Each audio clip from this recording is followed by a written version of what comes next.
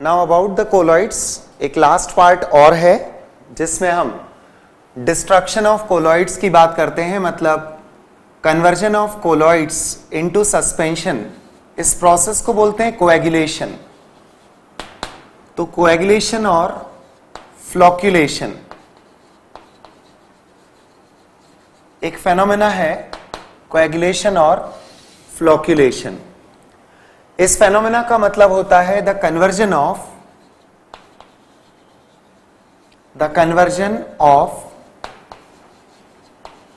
a colloidal solution, the conversion of a colloidal solution into suspension,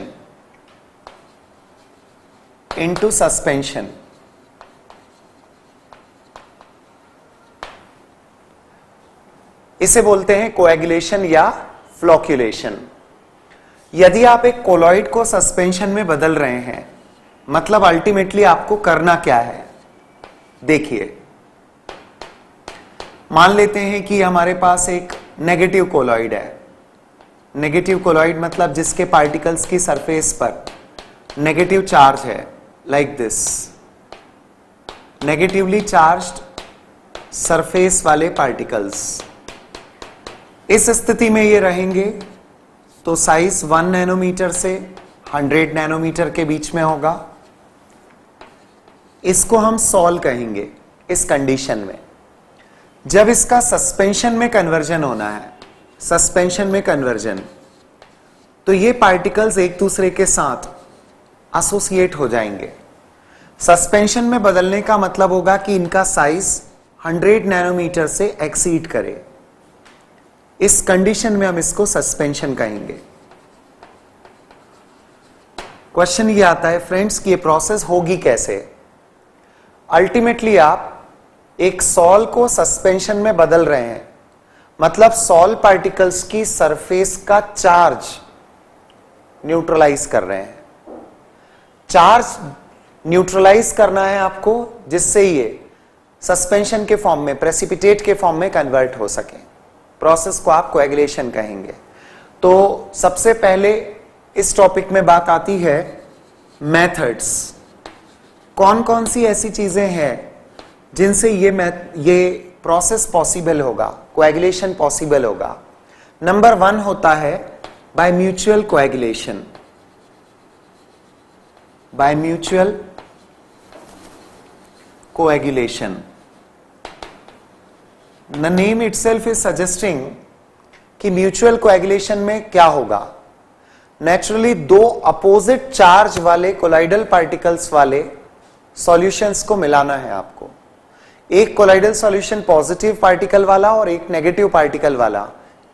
if you mix them तो वो mutually एक दूसरे को neutralise कर रहे हैं, और म्यूचुअल न्यूट्रलाइजेशन से पार्टिकल्स 100 नैनोमीटर के साइज को एक्सीड कर जाते हैं। दूसरा तरीका होता है by prolonged dialysis. By prolonged dialysis electrolyte की एक मिनिमम अमाउंट कोलॉइड को बनाए रखने के लिए जरूरी होती है। डायलिसिस मतलब वैसे तो कोलॉइड के प्यूरिफिकेशन का तरीका था डायलिसिस, पर उसमें आप करते क्या हैं, इलेक्ट्रोलाइटिक सब्सटेंसेस को रिमूव करते हैं। यदि minimum required quantity of electrolyte, colloid के लिए minimum required quantity of electrolyte उसमें नहीं बचा, तो फिर वो सस्पेंशन में बदलना है। इसका मतलब यदि डायलिसिस, प्रोलॉन्ग्ड डायलिसिस के फॉर्म में आपने कर दिया, तो मिनिमम रिक्वायर्ड इलेक्ट्रोलाइट भी उसमें से रिमूव हो जाएगा और कोलॉइड सस्पेंशन में कन्वर्ट हो जाएगा। So this is also a method. Another method, flocculation या कोएगुलेशन करवाने की और मेथड्स में एक होता है बाय सेंट्रीफ्यूगेशन। सेंट्रीफ्यूगेशन, ये जो सेंट्रीफ्यूगेशन मेथड आप देखते हैं, ये एक तरह का फिजिकल डिस्ट्रक्शन होता है। लगातार एक ही डायरेक्शन में एक जैसा उसको स्टर करते जाना, उससे जो चार्ज पार्टिकल्स होते हैं उनकी सरफेस डिस्ट्रक्ट होती है। और सरफेस का डिस्ट्रक्शन मतलब पार्टिकल्स को मौका दिया आपने एक दूसरे के साथ कंबाइन होने का. So this is also a method of coagulation और फ्लोक्यूलेशन. जरा याद करिए इलेक्ट्रोफोरेसिस प्रॉपर्टी को. इलेक्ट्रोफोरेसिस वैसे तो प्रॉपर्टी ऑफ कोलॉइड है, पर इलेक्ट्रोफोरेसिस का रिजल्ट सोचिए. जब आप इलेक्ट्रोफोरेसिस कर रहे हैं तो what finally is happening with the electrolyte, with the colloid. आप इलेक्ट्रिकल इन्फ्लुएंस में कोलाइडल पार्टिकल्स को एक इलेक्ट्रोड पे इकट्ठा कर रहे हैं. It means what we are doing exactly, salt को आप सस्पेंशन में बदल देते हो. तो यह भी एक तरीका होता है फ्लोक्यूलेशन का या कोएगुलेशन का. इन सभी में सबसे इंपॉर्टेंट होता है by the addition of an electrolyte. यदि आप एक इलेक्ट्रोलाइट ऐड करोगे तो कोलॉइड का कोएगुलेशन हो जाता है by the addition of electrolyte. सोचें ये जो प्रोसेस आपके सामने लिखी हुई है, यदि मैंने इसमें एक electrolyte A positive B negative type का डाल दिया, क्या होगा? पॉजिटिव आयंस नेगेटिव पार्टिकल्स को न्यूट्रलाइज करना स्टार्ट करेंगे, इसको मौका मिलेगा सस्पेंशन में बदलने का. इलेक्ट्रोलाइटिक सब्सटेंस का एडिशन चार्ज्ड पार्टिकल्स को न्यूट्रलाइज करेगा, जिससे सॉल्ट पार्टिकल्स सस्पेंशन में कन्वर्ट होने लगेंगे. बट अब ये प्रोसेस को मैं सबसे इंपॉर्टेंट बता रहा हूं. 2-3 एस्पेक्ट्स इसमें समझने वाले हैं. किसी भी कोलॉइड के बनाने के लिए जरा एक पेप्टाइजेशन मेथड को रिकॉल करिए. वहां आपने जो इलेक्ट्रोलाइट डाला था प्रेसिपिटेट को कोलॉइड में बदलने के लिए, वो था पेप्टाइजिंग एजेंट. यहां पर भी आप एक इलेक्ट्रोलाइट ही ऐड कर रहे हो, पर उसका रोल अपोजिट है. अपोजिट मतलब इसको डिस्ट्रॉय करने का रोल है इसका. इस जगह पर जो इलेक्ट्रोलाइट का रोल है उसको मैं कहूंगा as a coagulating agent. Coagulating agent. Conceptually ये पॉइंट हमारे लिए इंपॉर्टेंट है कि एक सब्सटेंस कोएगुलेटिंग एजेंट है और वही सब्सटेंस पेप्टाइजिंग एजेंट भी था. How is it possible? तो पेप्टाइजिंग एजेंट की तरह उसने तब वर्क किया जब आपको एक मिनिमम क्वांटिटी ऑफ इलेक्ट्रोलाइट से उसको बनाना था. वंस इट इज प्रिपेयर्ड, एक बार यदि ये तैयार हो गया, उसके बाद इलेक्ट्रोलाइट की क्वांटिटी उस मिनिमम क्वांटिटी को एक्सीड करेगी यदि, तो वो कोएगुलेटिंग एजेंट होगा. और यदि मिनिमम क्वांटिटी अचीव नहीं होती है तो कोलॉइडल फॉर्म में तब भी एग्जिस्ट नहीं हो पाएगा. So that minimum quantity is important. वो मिनिमम क्वांटिटी तक तो वो उसको स्टेबलाइज कर रहा है, बट बियॉन्ड दैट, उस लिमिट को क्रॉस करके आपने इलेक्ट्रोलाइट डाला तो अब वही electrolyte as a coagulating agent काम करेगा. इस टॉपिक को लेकर अब मैं एक अलग हेडिंग दे रहा हूं, क्योंकि इसको अभी हमें और डिटेल में पढ़ना है. कोएगुलेशन क्या होता है, कितने तरीके से होता है, यह बात हो चुकी है. इनमें से अब मैं एक तरीका सिलेक्ट करूंगा, 5th वाला. कोएगुलेशन और flocculation of a colloidal solution by using an electrolyte. देखते हैं इसको लेकर टॉपिक में आगे क्या क्या है. Let us give the heading. Coagulation or flocculation of colloidal solution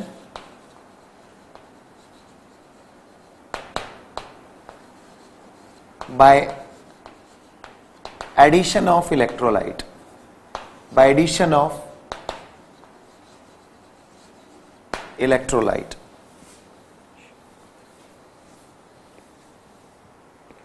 Coagulation or flocculation of colloidal solutions by the addition of electrolyte. यहां पर इलेक्ट्रोलाइट का रोल क्या बताया गया है? इसको कोएगुलेटिंग एजेंट भी बोलते हैं.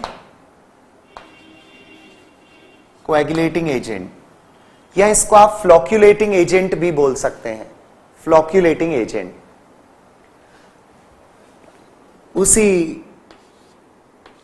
डायग्रामेटिक रिप्रेजेंटेशन को मैंने एक बार फिर से आपके सामने रख दिया।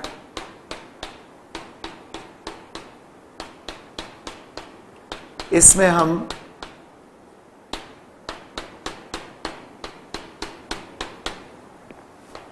इलेक्ट्रोलाइट ऐड करेंगे। This is sol. A+B- type का एक इलेक्ट्रोलाइट हमने मिलाया, जिससे ये सॉल पार्टिकल्स पूरे डिस्चार्ज होकर सस्पेंशन में बदल गए। फिर से वही पुरानी बात, सॉल मतलब पार्टिकल्स का 1 से 100 नैनोमीटर का साइज, सस्पेंशन मतलब पार्टिकल्स का साइज 100 नैनोमीटर से लार्जर, राइट। अब कुछ एस्पेक्ट्स पर इसके हमें ध्यान देना है। इंपॉर्टेंट बात पहली यह है कि एक इलेक्ट्रोलाइट किसी कोलॉइड के लिए, आप बोर्ड पर देखते जाइए तो चीजें रिलेट बहुत इजीली हो जाएंगी। एक इलेक्ट्रोलाइट जब किसी कोलॉइड के लिए as a coagulating agent work करता है, as a coagulating agent work करता है, इलेक्ट्रोलाइट किसी कोलॉइड के लिए as a coagulating agent work करता है, तब इसकी कोएगुलेट करवाने की कैपेसिटी, इलेक्ट्रोलाइट की कोलाइडल सॉल्यूशन को कोएगुलेट करवाने की कैपेसिटी मेजर की जाती है in terms of coagulation value. Coagulation value, coagulation value को बोलते हैं फ्लोक्यूलेशन वैल्यू। दोनों में से कोई भी टर्म आप यूज कर सकते हो, कोएगुलेशन वैल्यू और flocculation value. Now what exactly is coagulation value और फ्लोक्यूलेशन वैल्यू, समझें। It is the minimum amount in millimoles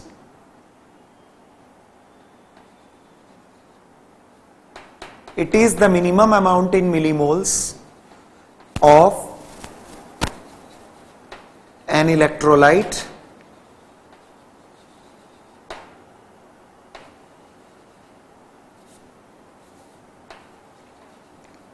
which can coagulate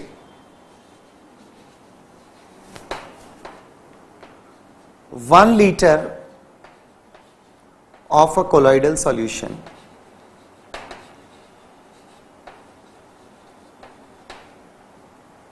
It is the minimum amount in millimoles of an electrolyte which can coagulate 1 liter of a colloidal solution. ये flocculation value होती है। एक electrolyte colloidal solution को coagulate करवाएगा तो उसकी effectiveness को major करने का तरीका उसकी फ्लोक्यूलेशन वैल्यू। दो कंक्लूजन्स पर हमें ध्यान देना चाहिए। इट इज एक्सप्रेस्ड इन और इट इज मेजर्ड इन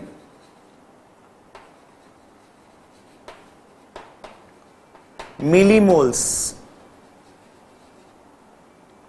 पर litre. It is measured in millimoles per litre. आप इलेक्ट्रोलाइट के मिलीमोल्स ले रहे हो, कोलाइडल सॉल्यूशन 1 लीटर ले रहे हैं, तो इसकी यूनिट होती है millimoles per litre. Flocculation value की यूनिट्स होती है मिलीमोल्स पर लीटर।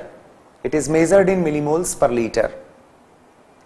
दूसरी इंपॉर्टेंट बात, यदि आपको फ्लोक्यूलेशन वैल्यू कम मिलती है, इसका मतलब जो अमाउंट रिक्वायर्ड फॉर कोएगुलेशन है वो कम लग रहा है, मिलीमोल्स पर लीटर। यदि ये स्मॉलर वैल्यू आ रही है, इसका मतलब कम इलेक्ट्रोलाइट कोएगुलेट करवाने में कैपेबल है।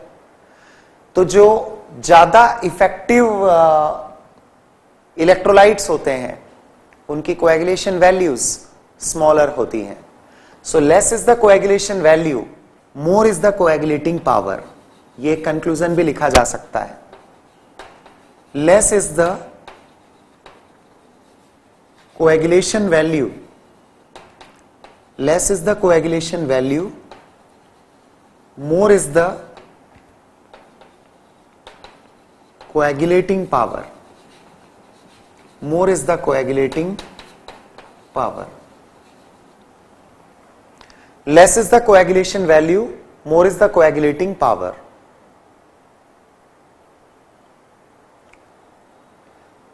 लेकिन फ्रेंड्स ये एक प्रैक्टिकल तरीका होगा। यदि प्रैक्टिकली आप डिटरमाइन करते हैं तो 1 लीटर ऑफ कोलाइडल सॉल्यूशन को लेकर आप इलेक्ट्रोलाइट डालेंगे तो कितना मिलीमोल्स डालने पर वो कोएगुलेट हुआ, ये आप प्रैक्टिकली निकालते हैं। एक पॉइंट इसके बाद और आता है कि यदि थ्योरेटिकली एक कोलॉइड का सैंपल हमारे सामने रखा जाए, एक एग्जाम्पल रखा जाए और 2-3 टाइप के इलेक्ट्रोलाइट्स के ऑप्शंस दिए जाएं, तो कौन सा इलेक्ट्रोलाइट एज अ फ्लॉक्यूलेटिंग एजेंट उसके लिए बेहतर होगा, ज्यादा इफेक्टिवली वर्क करेगा, इस बात को मेजर करने के लिए एक रूल होता है and that is called as Hardy Schulze rule.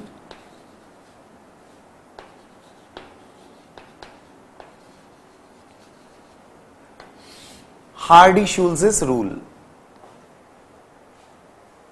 किस बात के लिए, एक बार और सुन लीजिए, यह हेडिंग मैंने क्यों दिया है। हार्डी-शुल्ज़ रूल वो थ्योरेटिकल क्राइटेरिया बताएगा हमें जिससे हम इलेक्ट्रोलाइट्स की as a coagulating agent effectiveness को मेजर कर सकें। इलेक्ट्रोलाइट्स की कोएगुलेटिंग एजेंट्स के फॉर्म में इफेक्टिवनेस को मेजर थ्योरेटिकली किया जाता है in terms of Hardy Schulze rule. अब ये रूल क्या है, it is very simple.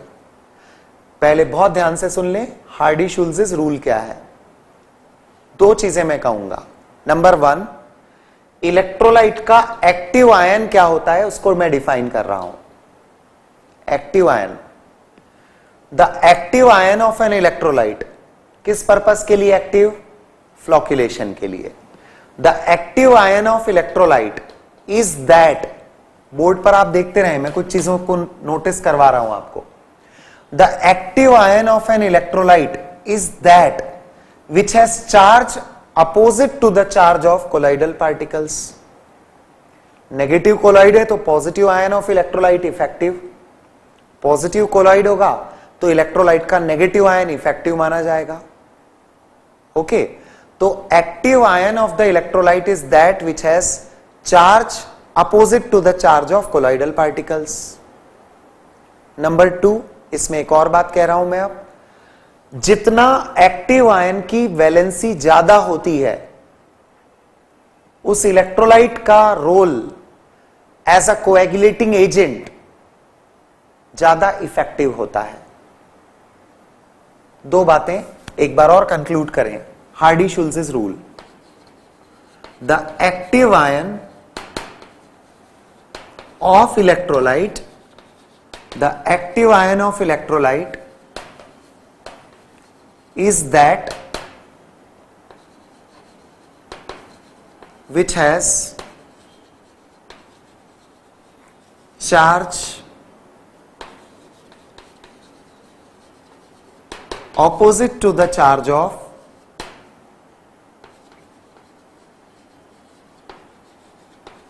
colloidal particles, which has charge opposite to the charge of colloidal particles। इतने स्टेटमेंट को मैं एक बार फिर बोल रहा हूं। The active ion of electrolyte is that which has charge opposite to the charge of colloidal particles। दूसरा एक और कंक्लूजन इसके आगे लिखते हैं, more is the valency of active ion of electrolyte, more is the valency of active ion of electrolyte,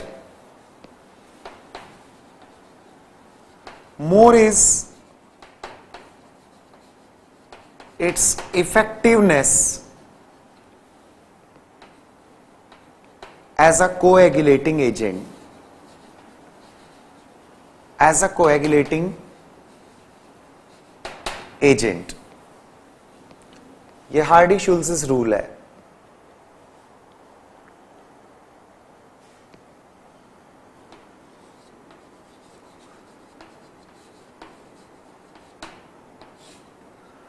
type of sol और उसके लिए effectiveness of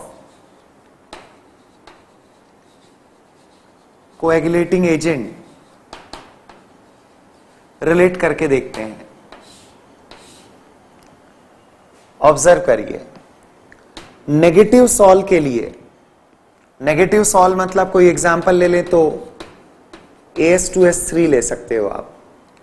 type of sol यदि नेगेटिव है तो इफेक्टिवनेस ऑफ कोएगुलेटिंग एजेंट, ये देखने के लिए आपको इलेक्ट्रोलाइट के कैटायन पर कॉन्सेंट्रेट करना पड़ेगा, क्योंकि वह आयन एक्टिव आयन माना जाएगा।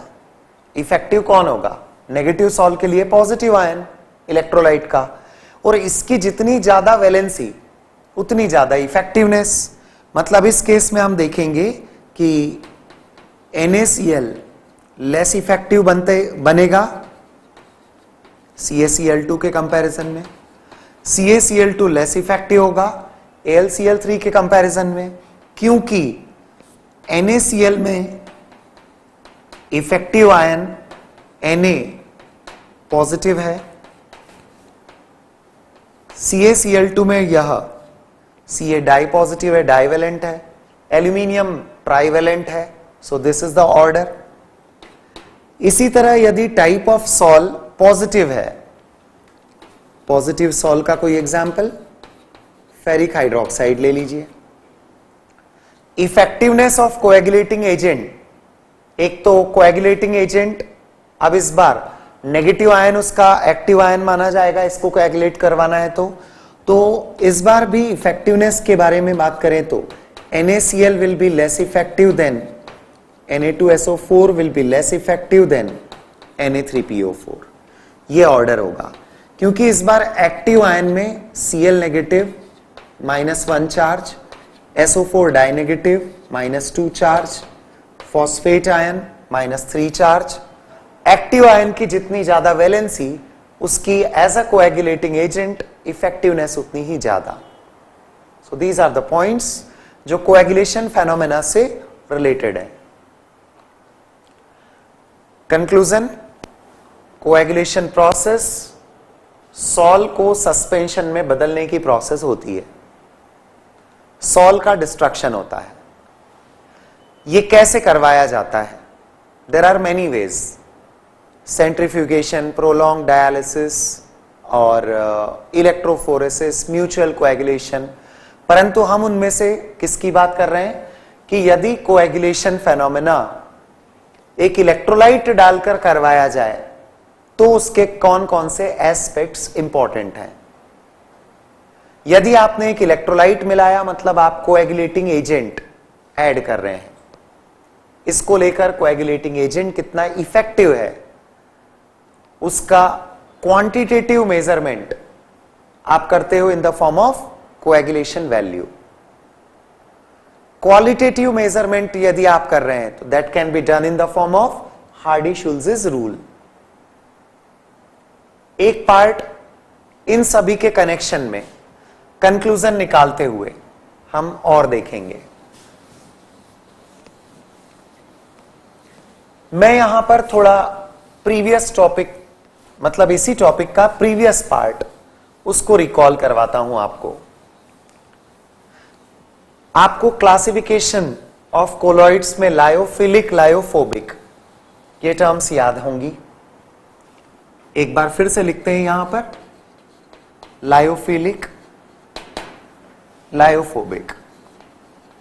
पूरा रिपीट नहीं करूंगा मैं, कुछ की पॉइंट्स को याद करते हैं, रिकॉल करते हैं। ज्यादा स्टेबल कौन सी कैटेगरी है? लायोफिलिक। इलेक्ट्रोलाइट डालने पर किसका कोएगुलेशन इजीली होगा? लायोफोबिक का। ऑलराइट, लायोफोबिक में यदि एक इलेक्ट्रोलाइट मिला दें हम तो रिजल्ट क्या निकलेगा? रिजल्ट निकलेगा कोएगुलेशन। लायोफोबिक का कोएगुलेशन हो जाएगा यदि आपने उसमें इलेक्ट्रोलाइट मिला दिया तो। इन पर इलेक्ट्रोलाइट का बहुत जल्दी असर नहीं होता, कोई सिग्निफिकेंट इफेक्ट नहीं आता इनका। लायोफिलिक कोलॉइड्स ज्यादा स्टेबल कैटेगरी होती है। लायोफिलिक कोलॉइड्स ज्यादा स्टेबल कैटेगरी होती है। एक इंपॉर्टेंट टर्म पर हम प्रोसीड कर रहे हैं ग्रेजुअली, और उसी का मैं आपको अभी इंट्रोडक्शन दे रहा हूं। एक बार और सुनिए।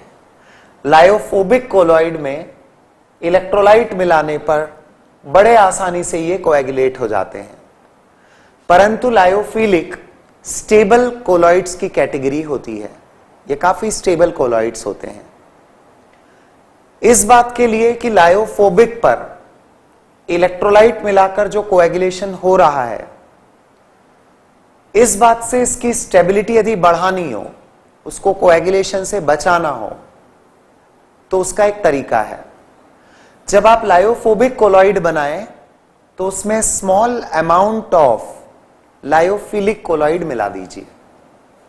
जो लायोफिलिक कोलॉइड मिलाया जाएगा, यह लायोफोबिक कोलॉइड के पार्टिकल्स पर अपनी एक लेयर ऐसी बनाएगा जो इंटरफेस डेवलप करती है। इंटरफेस मतलब अ face between the two faces. मतलब आपके पास में डिस्पर्स फेस पार्टिकल्स है और डिस्पर्जन मीडियम है, they are direct in contact. उन दोनों का डायरेक्ट कांटेक्ट ये लायोफिलिक वाली लेयर कट ऑफ कर देती है। जैसे मैंने लिया कि ये सॉल पार्टिकल है, इमेजिन करिए ये उसका मीडियम था, डिस्पर्जन मीडियम। अब आपने जब लायोफिलिक कोलॉइड मिलाया तो इस सॉल पार्टिकल की सरफेस पर एक प्रोटेक्टिव कवरिंग हो गई। इसको मैंने कहा ये इंटरफेस डेवलप किया। तो लायोफिलिक क्या करता है, एक प्रोटेक्टिव कवरिंग बना लेता है, इंटरफेस डेवलप करता है। अब इसके कारण ये पार्टिकल्स एक दूसरे से, इलेक्ट्रोलाइट का असर नहीं होगा, एक दूसरे के साथ एसोसिएट होने की प्रॉपर्टी नहीं रखेंगे। उसका कारण होता है कि लायोफिलिक कोलॉइड्स स्ट्रक्चरली स्पेशल होते हैं। इनका आधा मॉलिक्यूल डिस्पर्स फेस के साथ स्ट्रॉन्ग एफिनिटी रखता है और हाफ ऑफ द मॉलिक्यूल इनका डिस्पर्जन मीडियम से स्ट्रॉन्ग एफिनिटी रखता है। तो अपने पूरे मॉलिक्यूल को ये दो पार्ट्स में दोनों की तरफ अट्रैक्टेड रखते हैं।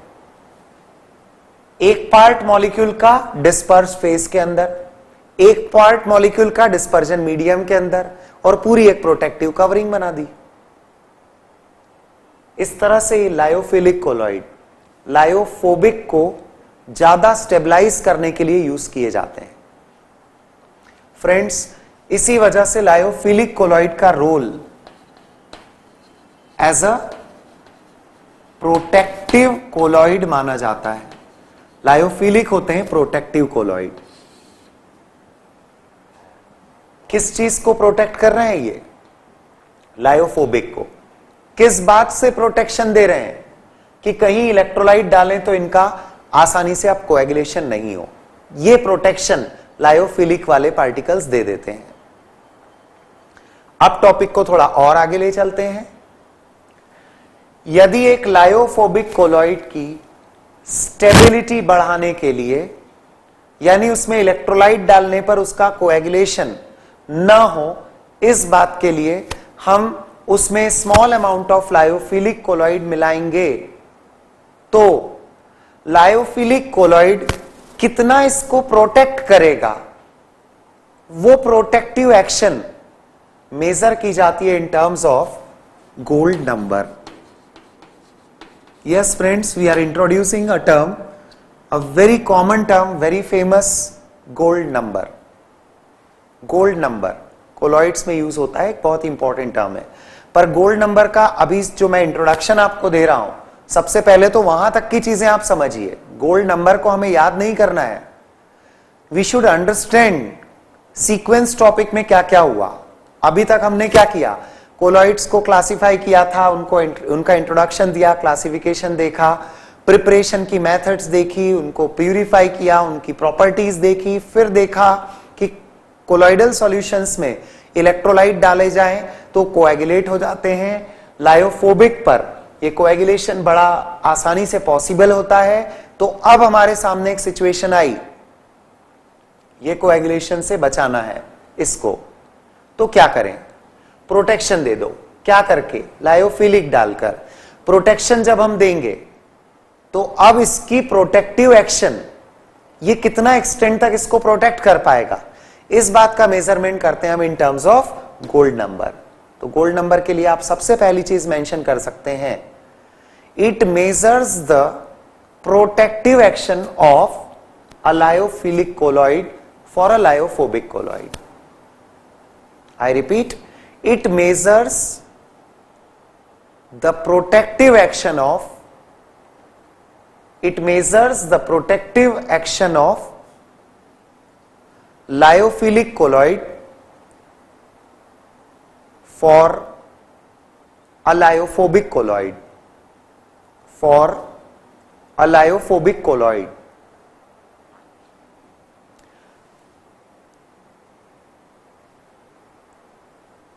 अब आप फिर से एक बार पूरी चीजों पर ध्यान दीजिए। गोल्ड नंबर को आखिरी में हम इसकी 2-3 बार डेफिनेशन रिपीट कर लेंगे, पर पहले अभी आप समझें how do we define it. मैं कुछ स्टैंडर्ड्स लिख देता हूं यहां पर। सबसे पहले lyophobic colloid, suppose 10 ml of standard gold salt लिया है आपने। मान लीजिए गोल्ड का कोलाइडल सॉल्यूशन है, स्टैंडर्ड सॉल्यूशन, 10 ml उसका वॉल्यूम लिया हुआ है आपने। इसमें यदि आप इलेक्ट्रोलाइट मिलाते हैं 1 ml ऑफ 10% NaCl सॉल्यूशन, तो फ्रेंड्स इसमें यह मिलाने पर कोएगुलेशन हो जाता है। गोल्ड सॉल 10 ml लेकर 10% कॉन्सेंट्रेशन वाला 1 ml NaCl सॉल्यूशन मिला दें तो इसको ये कोएगुलेट कर देगा। बट ये कब इसको कोएगुलेट नहीं कर पाएगा? जब हमने उसको प्रोटेक्शन दे दिया। किसका प्रोटेक्शन? लायोफिलिक का प्रोटेक्शन। लायोफिलिक इसमें मिला दीजिए। अब ये दोनों को मिलाने के बाद कोएगुलेशन इजीली नहीं होगा, पर लायोफिलिक की कितनी अमाउंट, लायोफिलिक की मिलीग्राम्स में, जी हां, कितनी amount lyophobic 10 ml of standard gold salt को electrolyte 1 ml of 10% NaCl solution डालने के बाद भी कोएगुलेशन से बचा लेगी, उस मिलीग्राम में मेजर्ड इसकी क्वांटिटी को ही गोल्ड नंबर बोलते हैं फ्रेंड्स। Seems somewhat complicated. तो मैं एक बार फिर से डेफिनेशन अब लिखते भी जाऊंगा, कोशिश करिए एक बार और समझने की। एक बार लास्ट में फिर से रिपीट करूंगा मैं। अभी डेफिनेशन पर आते हैं। The minimum amount in milligrams of a protective colloid, बताइए प्रोटेक्टिव कोलॉइड क्या है? लायोफिलिक है। ब्रैकेट में लिखा मैंने, the minimum amount in milligrams of a protective colloid lyophilic that is just sufficient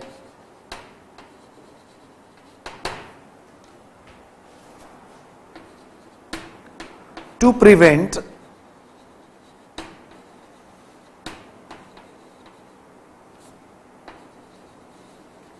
the coagulation of 10 ml of standard gold sol। ये standard gold sol किस form में लिया गया है? क्या होता है ये exactly?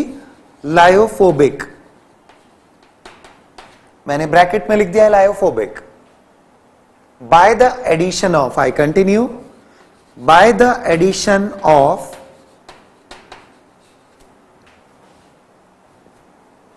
one ml of 10% NaCl solution, इसका रोल क्या है? इलेक्ट्रोलाइट। ये मैंने फिर से ब्रैकेट में लिखा, इसका रोल है as an electrolyte, is called as gold number।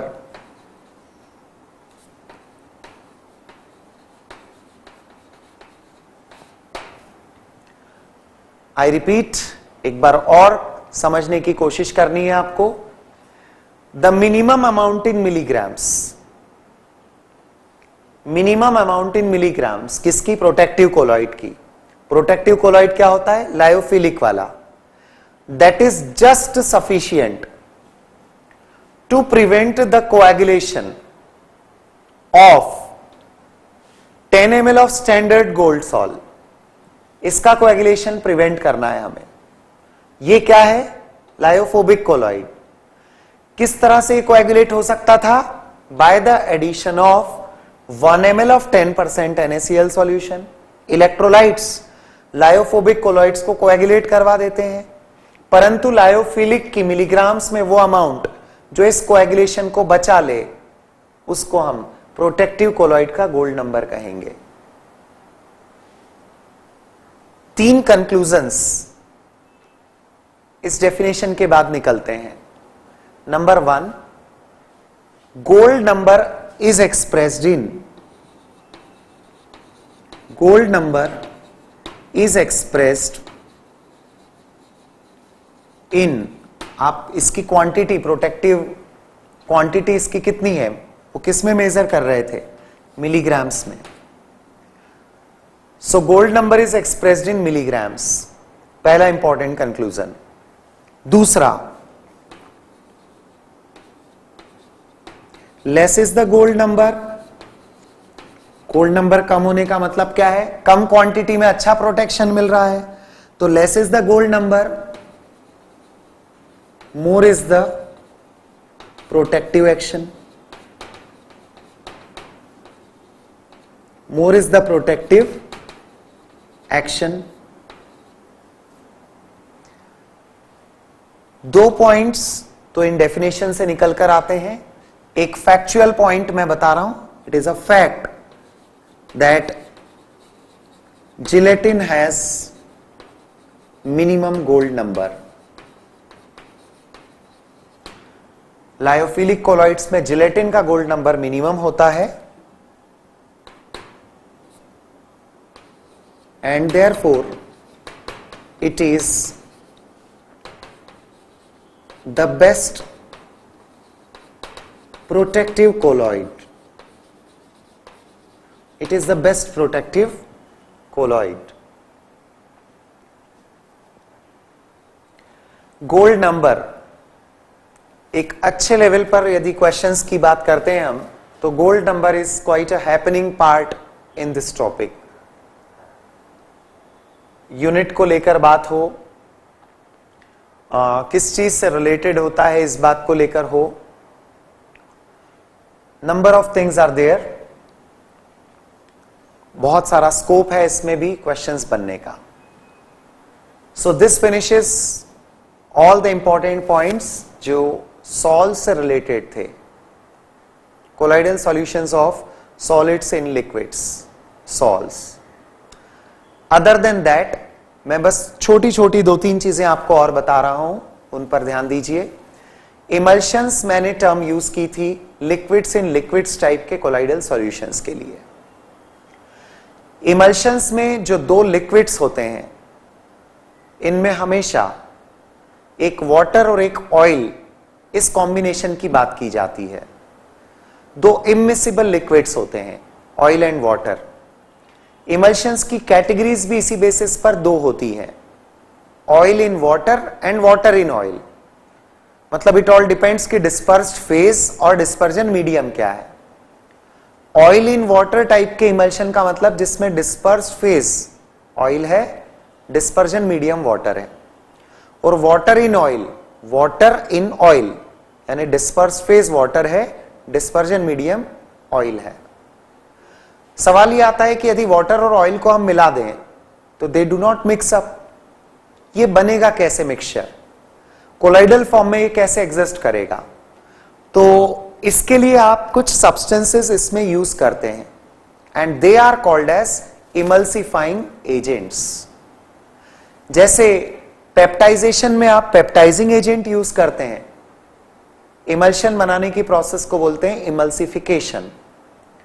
Emulsion बनाने की प्रोसेस में यूज किया जाने वाला एजेंट इमल्सिफाइंग एजेंट होता है। सोप्स एंड डिटर्जेंट्स ये खास तौर पर कॉमन इमल्सिफाइंग एजेंट्स होते हैं। आप जानते हैं कि सोप्स और डिटर्जेंट्स जब क्लीनिंग एक्शन शो करते हैं, सो इन दैट केस ये उस डर्ट को, जो ऑयल बेस्ड डर्ट होती है, उसको पानी के साथ निकाल देते हैं, सेपरेट कर देते हैं, पानी में लेकर आ जाते हैं, उसको डिसॉल्व करवाने में हेल्प करते हैं। तो सोप्स और डिटर्जेंट्स डर्ट और वाटर का इमल्शन बनाने में हेल्प करते हैं। इस तरह से ये क्लीनिंग एक्शन ऑफ सोप के कनेक्शन में भी एक पॉइंट आ जाता है। Other than that there are lot many examples. Colloids में बहुत सारी चीजें आती है, जैसे milk is an emulsion. Casein नाम का इसमें एक इमल्सिफाइंग एजेंट होता है। मिल्क इज एन इमल्शन जिसमें लिक्विड फैट्स इन वाटर ये होते हैं। ध्यान रखें, मिल्क इज अ कोलॉइड। पहले मैंने एग्जांपल दिया था blood is also a colloidal solution, so you should remember these points. और कोलॉइड्स के इतने टॉपिक के बाद आपको अपनी ओर से तैयारी करनी चाहिए एप्लीकेशन पार्ट की। कहां कहां कोलॉइड्स का एप्लीकेशन आता है। When you go through the questions तभी आपको सारी चीजें समझ में आती है कि जैसे इंडस्ट्रीज में जो स्मोक होता है, इंडस्ट्रियल स्मोक, उसके साथ में बहुत सारे कोलाइडल पार्टिकल्स एस्केप हो सकते हैं, निकल सकते हैं, दे कैन कम आउट।